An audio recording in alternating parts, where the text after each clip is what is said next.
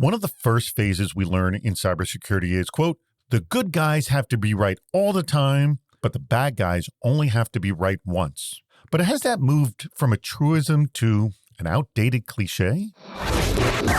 You're listening to Defense in Depth. Welcome to Defense in Depth. My name is David Spark. I'm the producer of the CISO series, and join me as my guest co-host for this episode, a regular guest on the CISO series. We're thrilled to have him. It is George Finney, the CISO of the University Texas System. George, thank you so much for joining us. Howdy, y'all. Thanks for having me. We brought you on just for the howdy, y'all. That's why we brought you on. Our sponsor for today's episode is Native, the cloud security control plane for the enterprise. If you've got a lot of cloud providers you work with, you're going to want to hear what we have to say about Native a little bit later in the show. But first, George, let's talk about today's topic. Does the whole idea of, quote, the bad guys only have to be right once not give threat actors enough credit?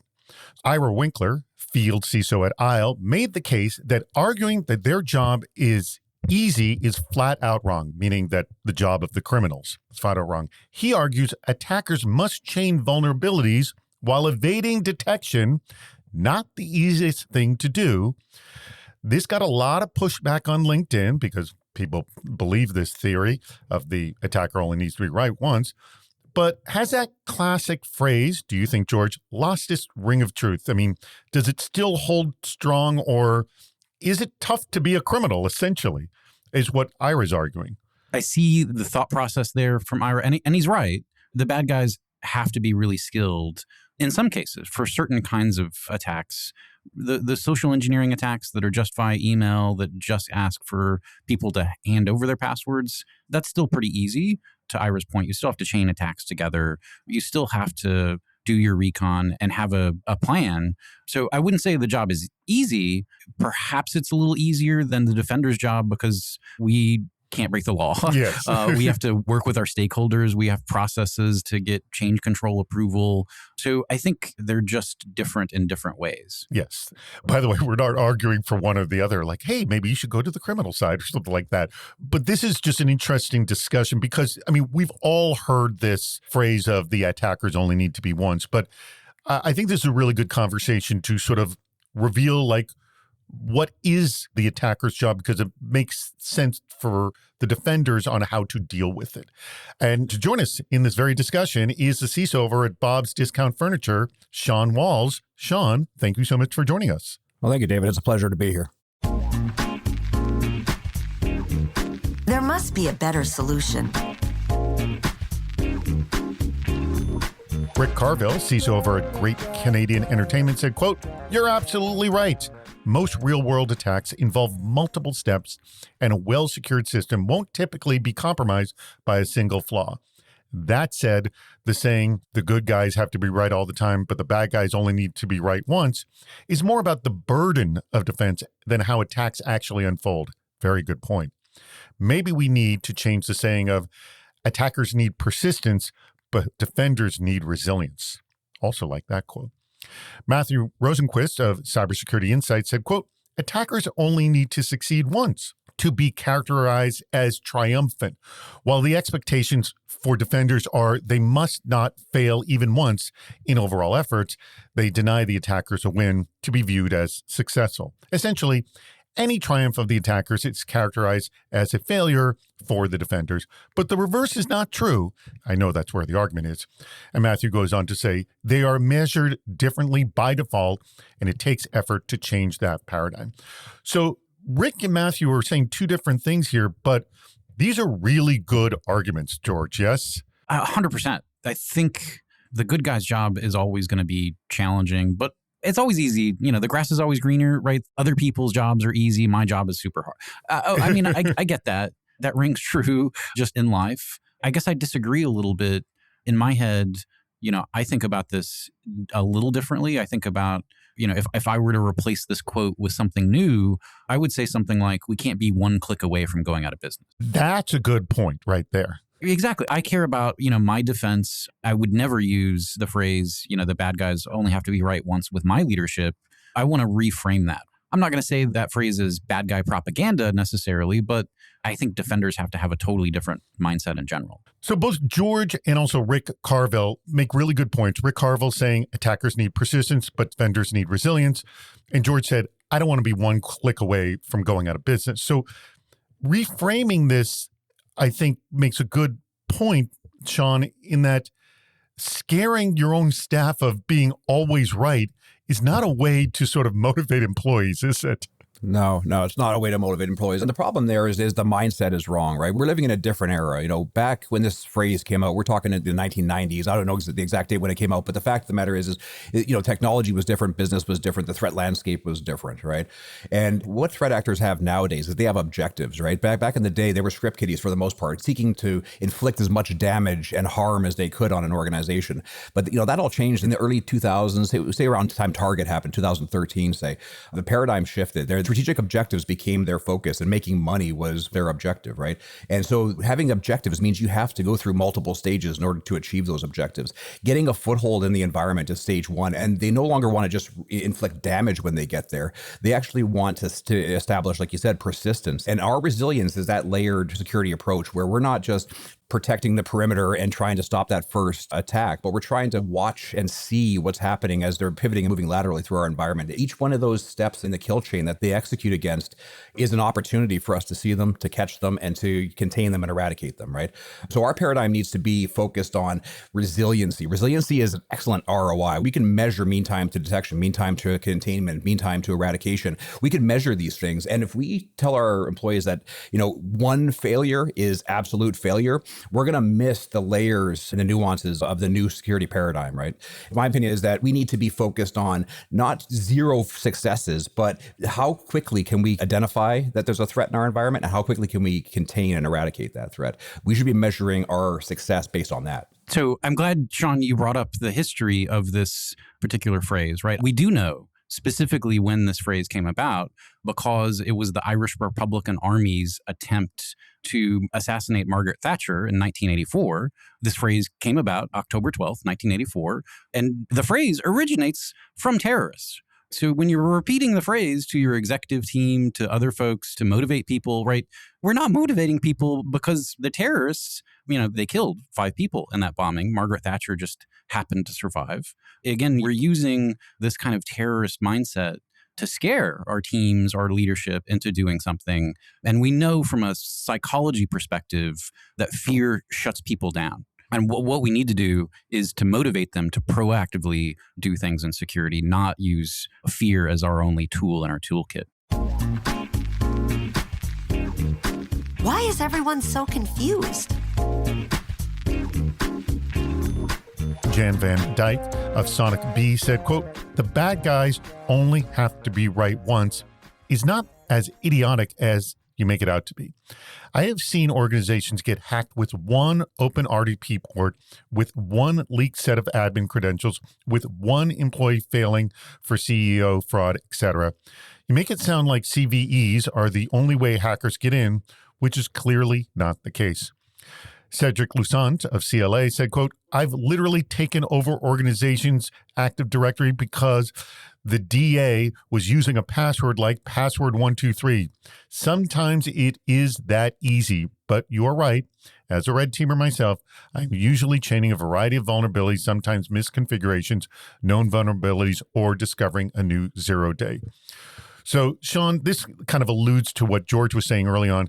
Yes, there are some cases that it is that easy.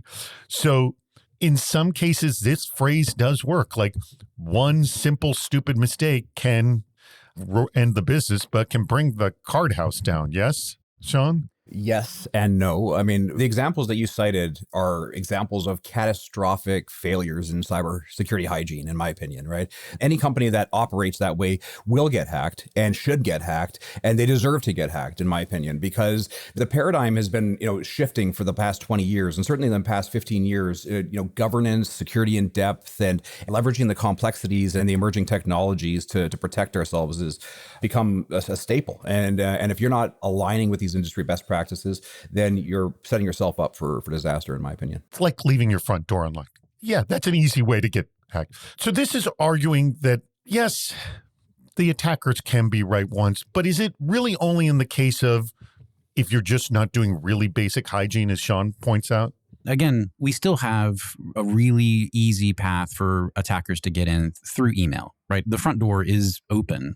There are a lot of really sophisticated attacks out there, and there are some easy ones when an end user's account is compromised and they had local admin rights, and you can do Kerberoasting and expand really quickly to an entire organization. So that's certainly the case. However, the name of the podcast kind of gives it away here. It's Defense in Depth.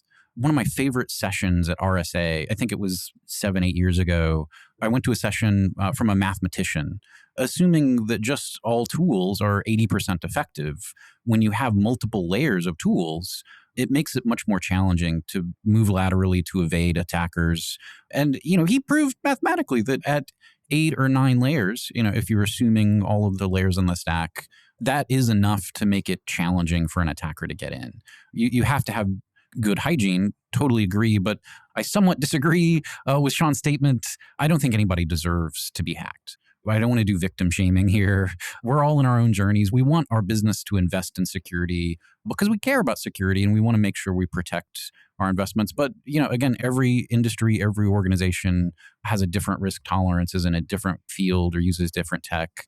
So it's hard for me to put a one-size-fits-all kind of approach. Good point. And I want Sean to be able to respond to comment. I mean, Sean, just clarifying here, you're not saying they should be attacked, but if you make a stupid mistake like leaving your front door unlocked, what do you expect? Yes? Yes. The fact of the matter is, I don't think anybody deserves to get hacked, but the industry has matured enough over the past 15 to 20 years that we should know better, right? And it's the responsibility of any effective security leader to convey these details, this information, and the urgency and the threat landscape to executive leadership and get that buy-in and ensure that adequate hygiene and controls are in place. But I want to make one point, is that even if you get an RDP foothold in an environment, you still have to go through multiple stages. Okay, the administrator account, yeah, that's one thing, but you still have to find the crown jewels. You have to stage them. You have to exfiltrate them. You have to go through a number of different steps. So this one and done paradigm still doesn't hold true, even in an environment that's poorly secured. Security teams are being squeezed from both sides. AI is accelerating attacks, and it is accelerating infrastructure change inside the enterprise. Now, at the same time, cloud providers have finally built the enforcement controls to make secure by design architecture possible. The problem is that every provider works differently. Oh, yes, we're well aware of this. So turning security intent into consistent enforcement across AWS, Azure, Google Cloud, and OCI is incredibly hard to do manually. And this is where our sponsor, Native, comes in. Native is the cloud security control plane. Native translates security intent into provider native enforcement, previews the impact before deployment, and keeps guardrails aligned as cloud environments evolve. So instead of reacting after the fact, teams can enforce security at the source inside the cloud itself. Native makes secure by design architecture real. And you want to learn more? You got to go to their website. Go to native.security.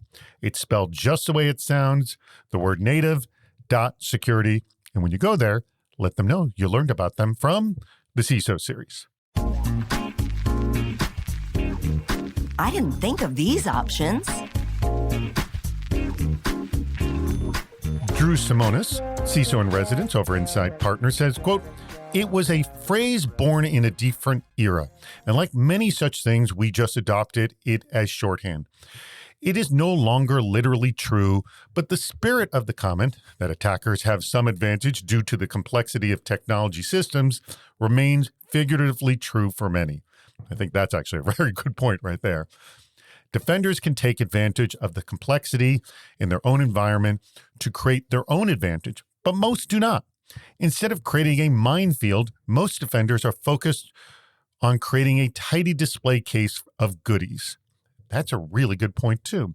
Brian Zimmerman of U.S. Cyber Command says, quote, "You are taking the saying out of context. The context is the hacker has nothing to lose except failing at getting in. They can try as often as possible. Whereas the defender, who has one infrastructure to defend, needs to be on their game and can't make mistakes. To your point, sure, defense in depth should provide multiple layers, but full compromise isn't when you lose. I'd argue any compromise is. Once there's persistent access, it can open the door for further attempts to go deeper. The saying is for defenders to know they need to keep up with their security and just not set and forget. I don't know if the saying says that, but George, really good points, really good arguments on all sides here from both Drew and Brian. I'm just going to say, pick your favorite here, go at it.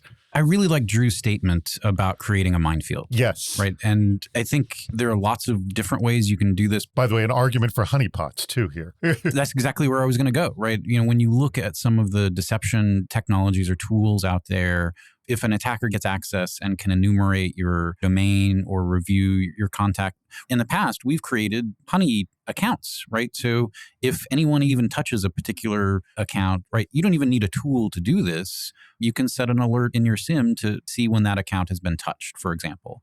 Some of the deception tools out there will create a completely fake Active Directory domain or network. Again, attackers are doing a kind of activity that your employees just don't do.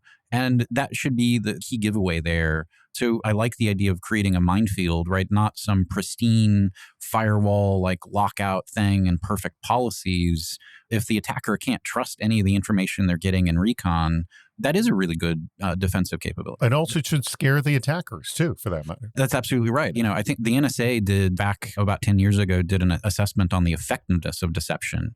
And they hired some pen testers to get in and see if they could do whatever they can. They had a control group that didn't know. They had a couple of different test groups. And the hackers getting in, when they knew, especially when they knew that there was deception, they questioned every result they were getting. So I think that's a great approach. And again, we need to think differently about defense, not just the pillars of identity or antivirus or firewalls. There is so much more out there that we can do to leverage to really protect our organizations. I would agree with George. Not only the complexity of the technical environments that we're in today lend us opportunities to frustrate the threat actors, but things like deception technologies, honeypots and segmentation, zero trust networks, these all are opportunities to create friction for threat actors and to cause them to expose themselves, right? We want them to be noisy. We want them to let us know that they're there. And by putting, honeypots or deception technology in place, fake accounts, zero trust networks, it just makes it that much more difficult and noisy for them to move through our environment and easy for us to detect. It's an under-leveraged capability and technology in today's world, in my opinion. Very few organizations actually invest and go that far to actually do technology like deception technology and honeypots. 100% encourage folks to explore those. Just one last thing I'd love to hear from both of you on. One of the things I've heard from deception people is if you just think of it as a way to distract the attacker, you're missing the opportunity, because detection tools can tell you a lot about behavior, and learning from that can help you build greater defenses. There's a lot more you can get from this. Yes? Absolutely. I think a lot of folks focus on the MITRE ATT&CK framework. I had a really awesome opportunity to talk with the gentleman behind the MITRE ENGAGE framework. It's not an attacker's mindset. It's a defender engaging the adversary. And I think the really incredible thing about that engagement idea with an adversary is you learn about the adversary through this, right? It's not just wasting their time. You're getting to know in a much more close sense what their capabilities are, what they're after, right? So you can take that active information set in your defense to help modify your other controls. I think that's really incredibly powerful. So it's not just about confusion. I've had arguments with CIOs about like, oh gosh, deception really is an attractive nuisance and attracts more bad guys. But I think, again, if you do it right, to Sean's point, you don't want to have an open honeypot to the internet. But if you have an open honeypot within your internal network, that's going to provide a lot more insight and value to you and a lot less false positives. Yeah, I would agree with that. I think above and beyond what George just said is that this gives us insight not only into legitimate threat actors in our environment, but even, malicious employees or contractors or folks that are just in our environment helping us from a third party perspective. Are they poking around? And this would give us an opportunity to see and catch those things early. What aspects haven't been considered? Kavish Govindappa of Indrasol said, quote, even with strong infrastructure, attackers often bypass technical defenses by exploiting people. through phishing, deepfakes, or insider threats. Now, George alluded this to at the very beginning of the show. Satish goes on to say, so while multiple failures are needed on the technical side, sometimes just one well-placed manipulation can open the door. Very true. Noam Zolberg of Cubic said, quote, totally agree that breaching the layers and moats of tech security takes a very talented and experienced hacker with considerable investment in time and tools.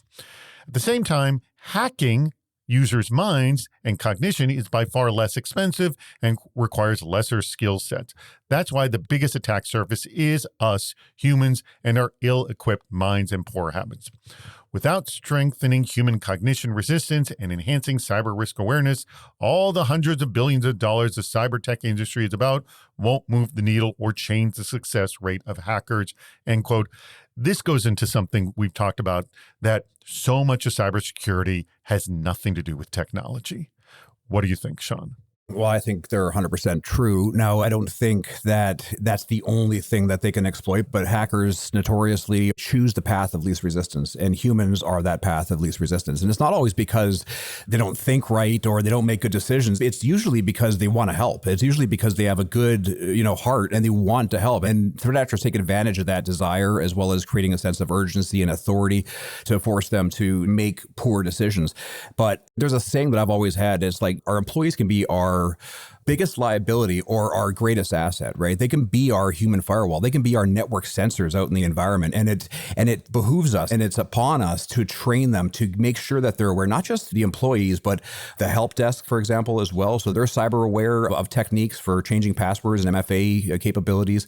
When you train your employees, and I've seen this time and time again, and I've done it time and time again, they step up. And oftentimes we get reports from employees of suspicious behavior, emails, phone calls, texts, or whatever, before we even see those in our sensors. As a matter of fact, those would bypass us if they were hacked that way. So having our employees be aware of what a threat looks like, how to respond to that threat, how to escalate and engage us is probably the most important and significant investment with the greatest ROI that you could invest in. All right, good point. George, I'm going to let you have the last thought on this. I'm so happy that nobody said people are the weakest link. Yes. Working as a cybersecurity professional, I'm sure you hear it all the time. I'm sure it makes your hair stand up every time you hear it. And you have to sort of, all right, breathe. Now let me respond. And how do you respond, George? I argue that people are the only link. And they're also the number one attack vector, too. Again, I really appreciated the way Noam said it. People are the biggest attack surface, for sure. We talk about security like it's people, processes, and technology, like they're three equal slices of some pie. But really, it's people that make the technology, that use the technology, that people make the processes and follow them or not. I mean, it's 100% people. Again, I think in security, we need to be in alignment with our CEOs who will say people are our greatest asset. And I think when you double down and you think about how you can interact with people in a positive way, I think that goes so much further. Again, to Noam's point, we need people to do things proactively, right? We need to inspire them to want to do security, not just like a hot stove, just avoid that. Again, I think there's so much more we can do, but it's harder work. I think from a technical perspective, I'd just love to block something. But so much of what we need to be doing around humans is engineering their human experience. It's still crazy to me that anybody in the entire world can send me an email. I'm sure y'all use Signal or WhatsApp or some of the secure communication tools, but what do those things do today when someone new tries to reach you? It doesn't send you the email. It says, hey, so-and-so is trying to connect with you. Do you want to allow this or not? Wouldn't it be amazing if we did that with email? The technical controls like SPF or DKIM, rolling, multiple, sometimes, email security tools to catch what things are getting through. That is an incredibly challenging technical process that we've engineered for ourselves for an insecure protocol. And I think it's maybe time to rethink human design and security into some of these basic things, not just have it be a bolt-on afterwards. Very good point. All right. We are coming to the portion of the show. We're going to ask you, which was your favorite quote and why? And I loved a lot of these quotes. So take a moment, but I'm going to go to you, Sean. Let me know, which was your favorite quote and why? I like the first quote by Rick Carville when he talks about attackers needed to be persistent and defenders needed to be resilient. And I think that really kind of epitomizes what the landscape that we're in today, and from a technical, from a cyber defense perspective, is that we have the capability to be resilient, and we can measure resilience. We can measure resilience in terms of time to detection, time to containment, time to respond, time to recover. And I think that's a better measure than just, did the hacker get in once? Was the attack material? Did it have a material impact on the organization? If we can say that somebody just connected to RDP, we saw it, we disconnected them within 5 minutes, no impact, zero impact. They did not win. So the fact of the matter is, having layered defenses with resiliency baked into it to ensure that we see lateral movement, we see the attacker going through that kill chain and can see them and stop them in real time, probably the most important point in this entire podcast, in my opinion. Very, very good point. All right.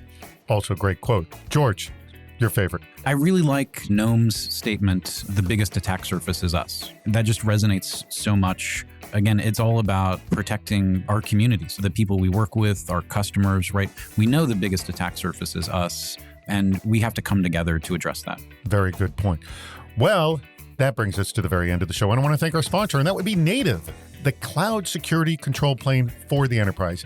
If you're using multiple clouds, you should be looking at what they're doing at Native. Make your life a lot easier. Instead of hiring all this expertise, get the one expert device that'll do it for you across all the platforms. Go check out what they're doing, native.security, native.security, and let them know that you heard about them from the CISO series. I want to thank my co-host today, and that would be George Finney, who is the CISO over at the University of Texas System, and also our guest, Sean Walls, the CISO over at Bob's Discount Furniture. Thank you both for coming. Thank you for participating in this conversation. Your favorite part, George, was? Biggest attack surface is us. Yes, and your favorite part, Sean, was? We need to be resilient. We need to be resilient. Just echoing what they said earlier. I appreciate it. Thank you very much, our audience. We greatly appreciate it. I say it again and again, and I mean it again and again. We greatly appreciate your contributions and for listening to Defense in Depth. We've reached the end of Defense in Depth. Make sure to subscribe so you don't miss yet another hot topic in cybersecurity. This show thrives on your contributions. Please write a review, leave a comment on LinkedIn or on our site, CISOseries.com, where you'll also see plenty of ways to participate, including recording a question or a comment for the show. If you're interested in sponsoring the podcast, contact David Spark directly at david@CISOseries.com. Thank you for listening to Defense in Depth.